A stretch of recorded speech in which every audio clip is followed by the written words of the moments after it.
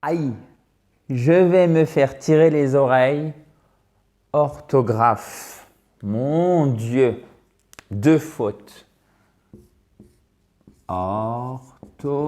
Mais évidemment, Adrien, mais évidemment. Bon, bah, c'est plus facile quand même en français.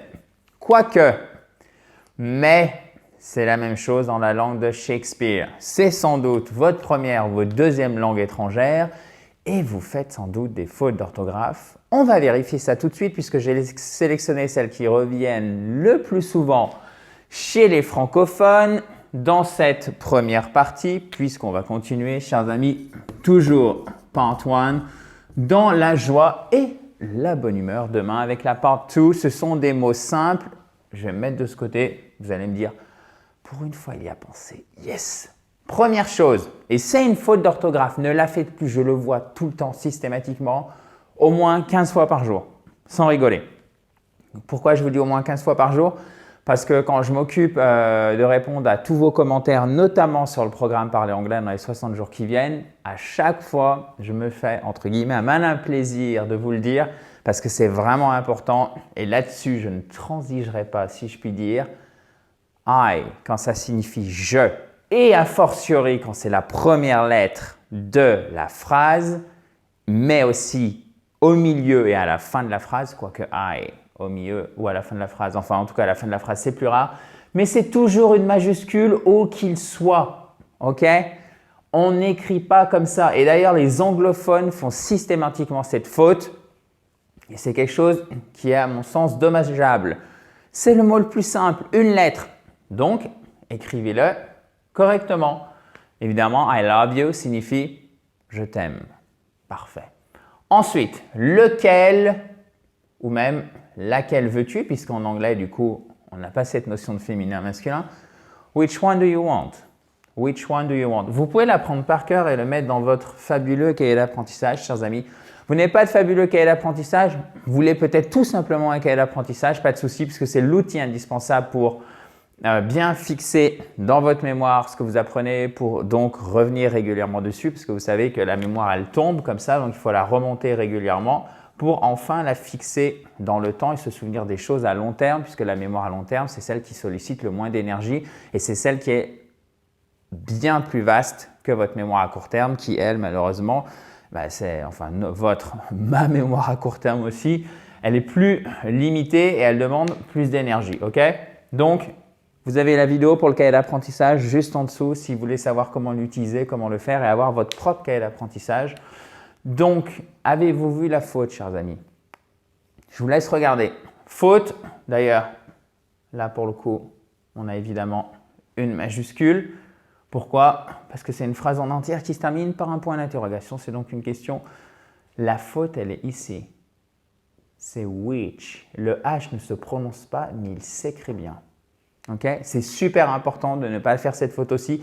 Et c'est une faute que je vois très souvent chez les native speakers. Alors, un native speaker, si vous ne me voyez plus, ce n'est pas grave, on s'en fiche. Le principal, c'est que vous voyez ce que j'ai marqué.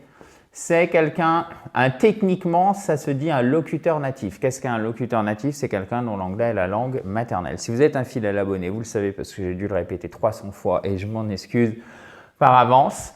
Jusqu'à présent, il y a une faute et on va voir sans doute pourquoi vous pourriez faire cette faute. Est-ce que vous la voyez, chers amis? C'est le fait que ça se prononce déjà. Alors, faites pas la faute de prononciation, c'est until. L'accent tonique est ici. Until. Mais il y a un seul L et ça signifie jusqu'à until now. Ok? Until now, c'est jusqu'à présent et until, c'est jusqu'à. Ok? Et il a un équivalent en fait, c'est till. Mais celui-ci a 2 L. C'est pourquoi vous pourriez tenter d'en mettre aussi 2 à until, mais il n'y en a qu'un seul. Ensuite, le gouvernement. Publiquement, définitivement, et c'est à la fois intéressant au niveau orthographe, mais surtout au niveau prononciation, parce qu'ils sont durs, ceux-ci, à prononcer pour nous, francophones. Mais si vous ne l'avez pas fait, chers amis, vous pouvez, pendant que je vous invite à télécharger le kit complet pour vous mettre et vous remettre à l'anglais, regardez où sont les 3 fautes. Pour avoir ce kit complet, 37 pages illustrées concrètes, c'est simple, vous cliquez sur le i en haut à droite ou sur le lien qui est sous la vidéo. Et si vous ne vous êtes pas encore abonné à cette exactement fabuleuse chaîne YouTube, rien de plus simple, il suffit tout simplement de cliquer sur le bouton rouge en bas à droite. Alors, avez-vous trouvé la première faute? C'est sans doute à mon sens, la plus retors, si je puis dire, des 6 mots qu'on voit ici. Government, government, le gouvernement. Alors, govern, et oui, il y a le N qui se glisse et en fait, on a un enchaînement qui est assez peu naturel du N puis le M en anglais, government. Donc, ce n'est pas government, non, government, okay. Government, le gouvernement. NM, ne faites pas cette faute aussi. Ensuite, publicly. Non, ce n'est pas publicly pour dire publiquement, mais bien publicly. Publicly. Bing, bing, bing, si je puis dire. Ah oui. L'histoire, l'histoire de la langue, c'est comme l'histoire de manière générale, elle est assez tortueuse et ça se reflète dans l'orthographe, chers amis. Publicly. OK? En fait, si vous faites l'accent tonique au bon endroit, de manière générale, ça va vous faciliter la vie pour prononcer. C'est vraiment pour moi le meilleur outil pour commencer à bien prononcer, c'est l'accent tonique. Et après, pour savoir comment on prononce le mot, il faut utiliser la phonétique. Mais la phonétique n'est pas l'objet de cette vidéo. En revanche, ici, on peut parler de l'accent tonique puisque vous le savez. Et je le répète, pour les petits nouveaux, il faut vraiment le noter dans votre fabuleux cahier d'apprentissage.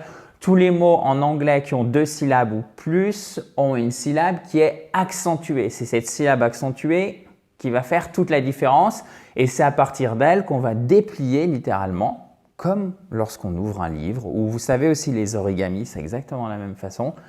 Japonais, bien évidemment, on va déplier cette prononciation. Du coup ici, quand vous faites bien l'accent tonique, vous n'êtes pas tenté de rajouter la voyelle, le A, la voyelle intercalaire parce que ça serait trop dur à prononcer, ça ne serait pas naturel. Publicly, vous voyez, ça ne va pas. Publicly. Là, tout de suite, on reprend, on est dans le bon sens de la marche et on sait donc qu'on n'a ni le A, ni le double L. Donc, comment prononçons, chers amis, publiquement en anglais? Public, c'est public, publiquement. Allez-y, je compte sur vous. Publicly, exactement. Ah, chers amis, on finit en beauté avec the most commonly misspelled word in English by native speakers. C'est le mot où il y a le plus souvent de fautes d'orthographe en anglais par les anglophones eux-mêmes, par les personnes dont l'anglais est la langue naturelle, la langue maternelle, pardon, les native speakers. OK? Alors, speakers, évidemment, avec un S ici, puisque c'est au pluriel. Il s'agit de définitivement. Alors, definitely, accent tonique sur la première syllabe, definitely. Une fois que vous avez compris le mécanisme pour ces adverbes qui sont complexes pour nous à prononcer, nous francophones. Pourquoi? Parce qu'on a quand même une belle longueur de syllabes, plus il ressemble beaucoup au français. Donc, on serait tenté vraiment de prononcer comme nous en français. Alors que quand vous avez des mots, par exemple, qui ne ressemblent pas du tout au français, comme ceci, vous pouvez vous détacher plus facilement, moi je trouve, de la prononciation de votre langue, sans doute maternelle, bien évidemment le français, alors qu'ici, du coup, on est un petit peu coincé, on ne sait pas trop comment faire. Donc, on essaye de mettre un peu de prononciation anglaise, on ne sait pas, et puis finalement, on n'est pas compris quand on prononce le mot. Donc, publicly, definitely. Qu'est-ce qui se passe ici, en fait? C'est le A qui devrait être un I, OK? Ce qui nous donne definitely. OK, guys? Et ça, c'est tout simplement the most commonly misspelled word in English. Definitely. I. Donc, I, I. 4 voyelles. The most commonly misspelled word in English. Voilà, chers amis.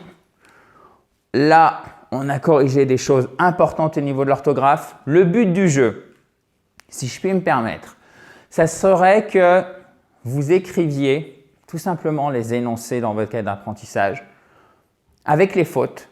Et demain, avant de commencer la deuxième partie, vous regardez ces mots et vous savez qu'il y a une faute à chaque fois dans chaque énoncé qui est en noir et vous essayez de corriger. Et de toute façon, il suffit de revenir à la fin de la vidéo, vous avez déjà la correction ici, vous mettez pause et vous regardez si vous avez juste, si vous avez faux. Si vous n'avez pas au minimum 5 sur 6, je vous invite à revoir la vidéo.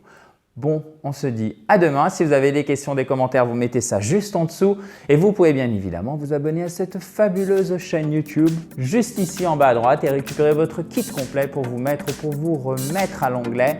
Ça arrive directement dans votre boîte email. Vous cliquez sur le i en haut à droite pour la récupérer. Bye bye!